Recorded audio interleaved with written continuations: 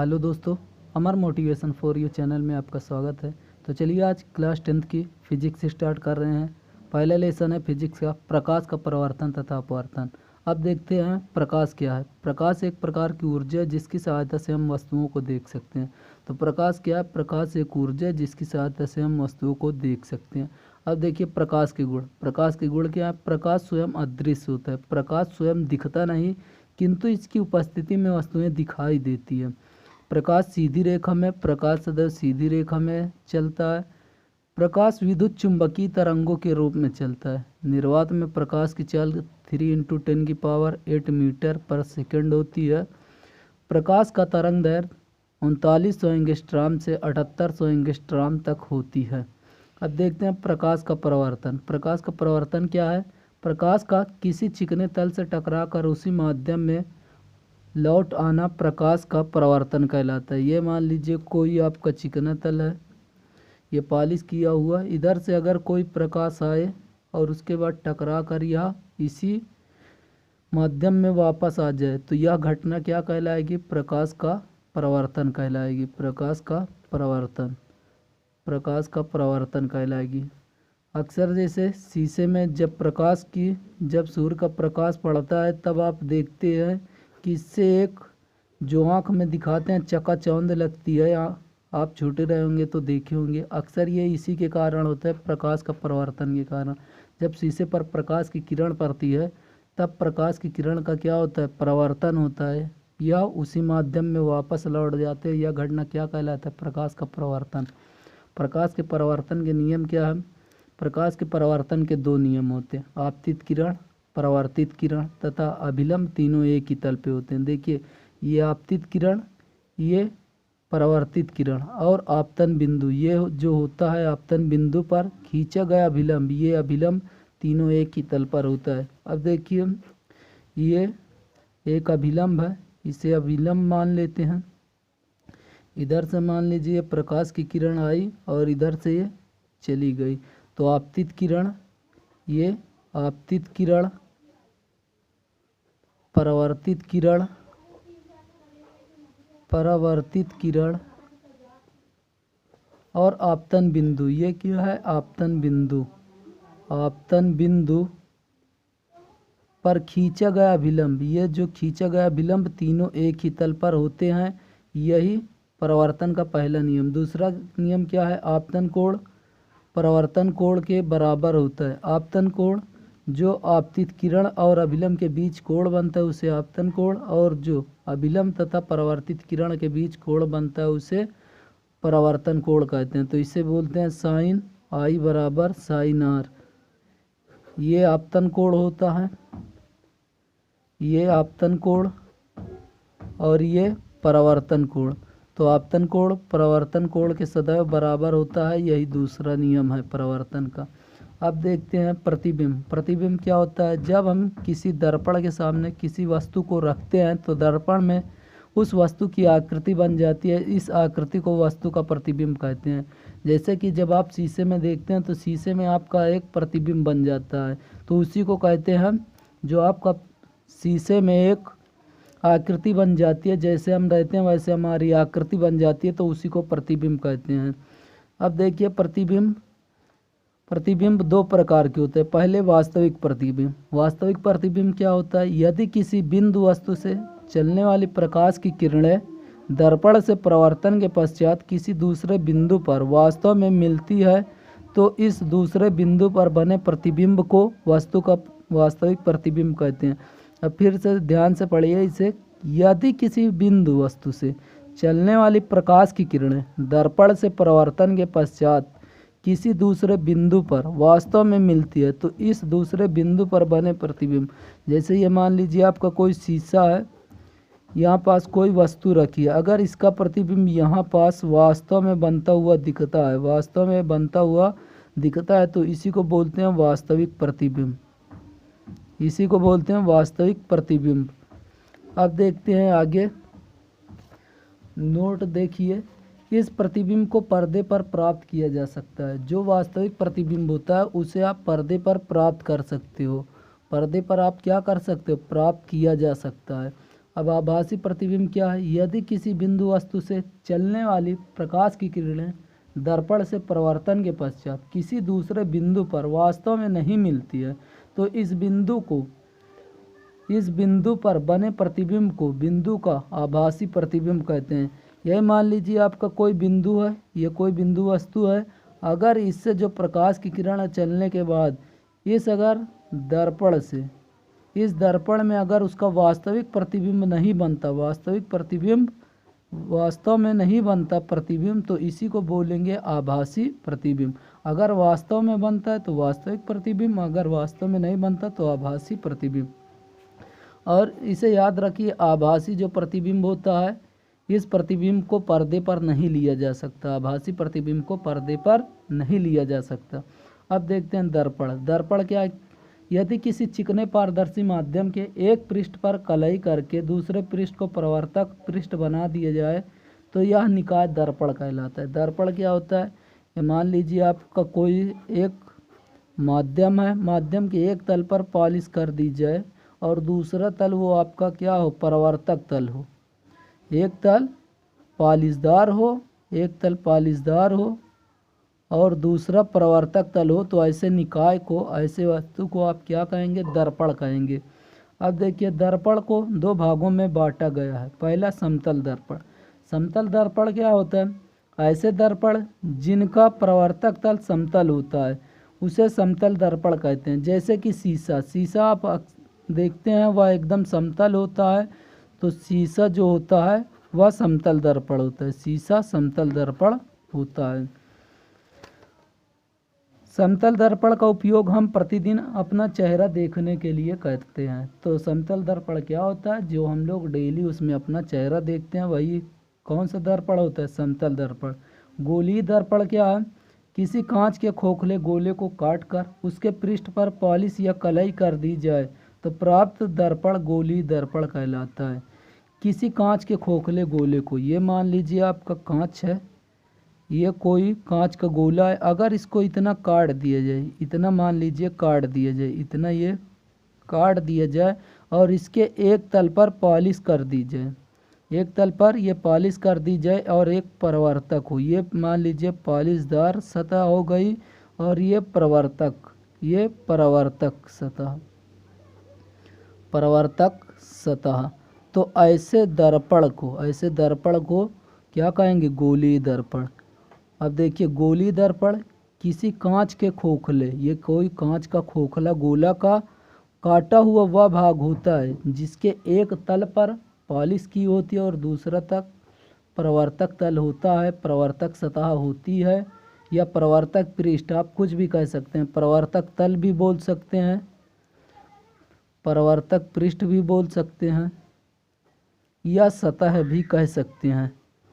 ठीक, तो ये होता है आपका गोलीय दर्पण। अब देखते हैं आगे गोलीय दर्पण के प्रकार। एक इसका छोटी सी डेफिनेशन और देख लीजिए। ऐसा दर्पण जिसकी परावर्तक सतह गोली होती है। एक सीधा कह सकते हैं, अगर ऐसा दर्पण हो जिसका परावर्तक तल क्या हो? गोलीय पृष्ठ हो, तो वह क्या कहलाएगा? गोलीय दर्पण। क्या कहलाएगा? गोलीय दर्पण। या तो अगर ये मान लीजिए ऐसे भी है, इसके अंदर पॉलिश है, तो भी ये गोलीय दर्पण है। अब देखते हैं गोलीय दर्पण। गोलीय दर्पण के प्रकार। गोलीय दर्पण दो प्रकार के होते हैं, पहला अवतल दर्पण, दूसरा उत्तल दर्पण। अब देखते हैं अवतल दर्पण की परिभाषा। अवतल दर्पण क्या है? वह दर्पण जिसका उभरा हुआ पृष्ठ पॉलिशदार होता है। तो देखिए, जिसका उभरा हुआ पृष्ठ, ये देखिए उभरा हुआ पृष्ठ है, ये पॉलिशदार है और अंदर दबा हुआ सतह क्या है? परावर्तक तल हो, तो ऐसा दर्पण आपका अवतल दर्पण कहलाता है। तो वह दर्पण जिसका उभरा हुआ भाग, ये उभरा हुआ भाग पॉलिशदार हो, तो ऐसे दर्पण को अवतल दर्पण कहते हैं। उत्तल दर्पण वह दर्पण जिसका दबा हुआ तल पॉलिशदार होता है। उत्तल दर्पण देखिए, ये मान लीजिए वह दर्पण जिसका दबा हुआ तल, ये देखिए दबा हुआ तल क्या है? पॉलिशदार है और ये जो उभरा हुआ भाग है ये परावर्तक तल है। परावर्तक तल है, तो ऐसा दर्पण उत्तल दर्पण कहलाता है। तो ऐसा दर्पण जिसका दबा हुआ तल पॉलिशदार तथा उभरा हुआ तल परावर्तक तल होता है, तो ऐसे दर्पण को उत्तल दर्पण कहते हैं। गोली दर्पणों से संबंधित परिभाषाएं। अब देखिए दर्पण का ध्रुव। दर्पण का ध्रुव क्या है? गोली दर्पण के परावर्तक तल के मध्य बिंदु को दर्पण का ध्रुव कहते हैं। ये मान लीजिए आपका कोई गोली दर्पण है, गोली दर्पण का मध्य बिंदु, गोली दर्पण का मध्य बिंदु दर्पण का ध्रुव कहलाता है।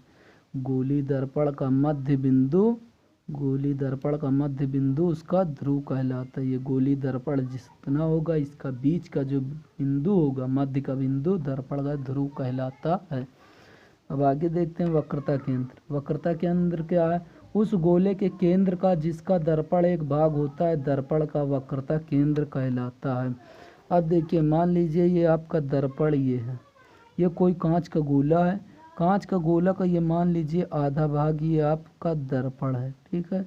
दर्पण है तो इसका जो बीच का केंद्र होगा, जो इसका बीच का केंद्र होगा, यहाँ पास जो इसका केंद्र होगा, यही इसका क्या कहलाएगा? वक्रता केंद्र। ये क्या कहलाएगा? वक्रता केंद्र। तो वही कि किसी गोली दर्पण का केंद्र जिसका दर्पण भाग होता है वही उसका क्या कहलाता है? वक्रता केंद्र कहलाता है। अब देखिए आगे वक्रता त्रिज्या। उस गोले की त्रिज्या को जिसका दर्पण एक भाग होता है, दर्पण की वक्रता त्रिज्या कहलाती है। ये मान लीजिए आपका कोई दर्पण है, ये कोई दर्पण है, इसका ये भाग, तो यहाँ से जो इसके बीच की दूरी होगी यही आपकी वक्रता त्रिज्या कहलाएगी। तो केंद्र से ध्रुव के बीच की दूरी उसकी वक्रता त्रिज्या कहलाएगी। तो वक्रता केंद्र तथा ध्रुव को मिलाने वाली रेखा को दर्पण का मुख्य अक्ष। अब देखिए मुख्य अक्ष क्या है? वक्रता केंद्र तथा ध्रुव को मिलाने वाली रेखा को दर्पण का मुख्य अक्ष कहते हैं। ये मान लीजिए आपका कोई दर्पण है, यहाँ पास ये आपका ध्रुव है और ये यहाँ पास इसका केंद्र है। तो वक्रता केंद्र और ध्रुव को मिलाने वाली रेखा, वक्रता केंद्र और ध्रुव को मिलाने वाली रेखा को क्या कहते हैं? मुख्य अक्ष कहते हैं। मुख्य अक्ष कहते हैं। तो मुख्य अक्ष समझ में आ गया। जब क्या होता है मुख्य अक्ष की परिभाषा? वक्रता केंद्र तथा ध्रुव को मिलाने वाली रेखा को मुख्य अक्ष कहते हैं। आगे देखते हैं मुख्य फोकस। मुख्य फोकस क्या है? गोली दर्पण के मुख्य अक्ष के समांतर आपतित किरणें दर्पण से परावर्तन के पश्चात मुख्य अक्ष के जिस बिंदु पर मिलती है उस बिंदु को दर्पण का मुख्य फोकस कहते हैं। ये मान लीजिए कोई दर्पण है, दर्पण का ये मुख्य अक्ष है, ये P है, ये C है। P ध्रुव होता है जिसको इंग्लिश में पोल कहते हैं, C वक्रता केंद्र होता है, ये वक्रता केंद्र है। तो देखिए मुख्य अक्ष के समांतर, मुख्य अक्ष ये है, मुख्य अक्ष के समांतर चलने वाली प्रकाश की किरणें दर्पण से परावर्तन के पश्चात जिस बिंदु से होकर जाती है, मान लीजिए यहाँ से आ रही है, तो जिस बिंदु से होकर मुख्य अक्ष पर जाती है, तो मुख्य अक्ष पर वही जो बिंदु होता है वही मुख्य फोकस कहलाता है। तो मुख्य अक्ष के समांतर चलने वाली प्रकाश की किरणें दर्पण से परावर्तन के पश्चात जिस बिंदु पर मुख्य अक्ष पर मिलती है वही उसका मुख्य फोकस कहलाता है। मुख्य फोकस कहलाता है। आगे देखिए इसे F से प्रदर्शित करते हैं, इसे F से प्रदर्शित करते हैं। आगे देखते हैं अवतल दर्पण में फोकस दर्पण के सामने, अवतल जो दर्पण होगा, अवतल दर्पण ये जिसका उभरा हुआ तल पर क्या हो? पॉलिश हो, तो इस पर जो फोकस होगा तो वो दर्पण के कहाँ होगा? सामने। फोकस बिंदु दर्पण के सामने होगा और उत्तल दर्पण में, ये उत्तल दर्पण में क्या होगा? दर्पण के पीछे होगा। फोकस दूरी। फोकस दूरी क्या है? दर्पण के ध्रुव से मुख्य फोकस तक की दूरी को फोकस दूरी कहते हैं। दर्पण के ध्रुव, ये दर्पण का ध्रुव, ये दर्पण का ध्रुव से मुख्य फोकस के बीच की दूरी को क्या कहेंगे? फोकस दूरी कहेंगे। स्मॉल f से इसे प्रदर्शित करते हैं। तो दर्पण के ध्रुव से मुख्य फोकस के बीच की दूरी को दर्पण का ध्रुव कहते दर्पण की फोकस दूरी कहते हैं। तो दर्पण के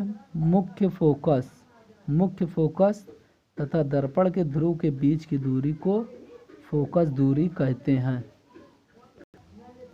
गोलीय दर्पणों से प्रतिबिंब बनने के नियम, ये तीनों नियम याद कर लीजिए जरूर, क्योंकि यही 3 नियम से आगे 6 नियम बनता है। तो इसे अच्छे से पढ़िएगा। मुख्य अक्ष के समांतर चलने वाली प्रकाश किरणें परावर्तन के पश्चात मुख्य फोकस से होकर जाती है। तो मुख्य अक्ष के समांतर चलने वाली प्रकाश की किरण, ये कोई दर्पण है, ये दर्पण का मुख्य अक्ष है, यहाँ पास ये इसका ध्रुव, ये इसका वक्रता केंद्र। तो मुख्य अक्ष के समांतर चलने वाली, मुख्य अक्ष के समांतर कब होगी, ये मान लीजिए किरण ऐसे जा रही है, मुख्य अक्ष के समांतर चलने वाली प्रकाश की किरणें परावर्तन के पश्चात मुख्य फोकस से होकर जाएगी,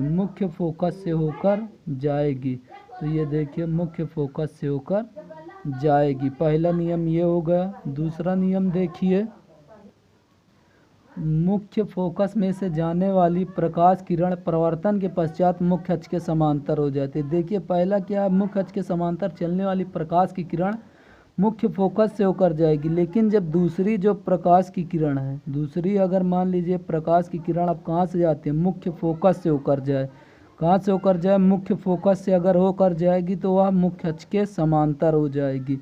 दोनों जस्ट एक दूसरे के उल्टा हैं। अगर मुख्य अक्ष के समांतर प्रकाश की किरण आएगी तो फोकस से होकर जाएगी, अगर फोकस से होकर आती है तो वह मुख्य अक्ष के समांतर हो जाती है। अब तीसरा देखिए, वक्रता केंद्र में से होकर जाने वाली प्रकाश किरण दर्पण से टकराकर परिवर्तित होकर अपने ही मार्ग में वापस लौट जाएगी। अब क्या, वक्रता केंद्र में से होकर जाने वाली प्रकाश की किरण, ये मान लीजिए आपका दर्पण है, दर्पण का ये यहाँ पास आपका F हो गया और यहाँ पास ये C हो गया। C क्या है, वक्रता केंद्र है। C क्या है, वक्रता केंद्र। अगर जो किरण वक्रता केंद्र से जाएगी तो जिस मार्ग से वह जाएगी उसी मार्ग में वापस आ जाएगी। तो ये थे गोलीय दर्पणों से प्रतिबिंब बनने के नियम। ये तीनों नियम याद रखिए। फिर से देखिए, मुख्य अक्ष के समांतर, ये मुख्य अक्ष है, मुख्य अक्ष के समांतर चलने वाली प्रकाश की किरण दर्पण से परावर्तन के पश्चात मुख्य फोकस से होकर जाती है, ये मुख्य फोकस से होकर चली जाएगी। दूसरा नियम क्या है, मुख्य फोकस में से होकर जाने वाली प्रकाश की किरणें, मुख्य फोकस में से होकर जाने वाली प्रकाश की किरणें दर्पण से परावर्तन के पश्चात मुख्य अक्ष के समांतर हो जाएगी, मुख्य अक्ष के समांतर हो जाएगी। ये मुख्य अक्ष है, मुख्य अक्ष के समांतर हो जाएगी। अब देखिए यहाँ पास तीसरा नियम क्या है, वक्रता केंद्र में से होकर जाने वाली प्रकाश की किरणें, वक्रता केंद्र में से होकर जाने वाली प्रकाश की किरणें जिस मार्ग से जाती है परावर्तन के पश्चात उसी मार्ग में वापस लौट आती है। ये तीनों नियम थे, इसे याद रखिएगा। अब नेक्स्ट डे इससे संबंधित जो 6 प्रतिबिंब बनने के नियम हैं उसको डिस्कस करेंगे। तब तक के लिए धन्यवाद।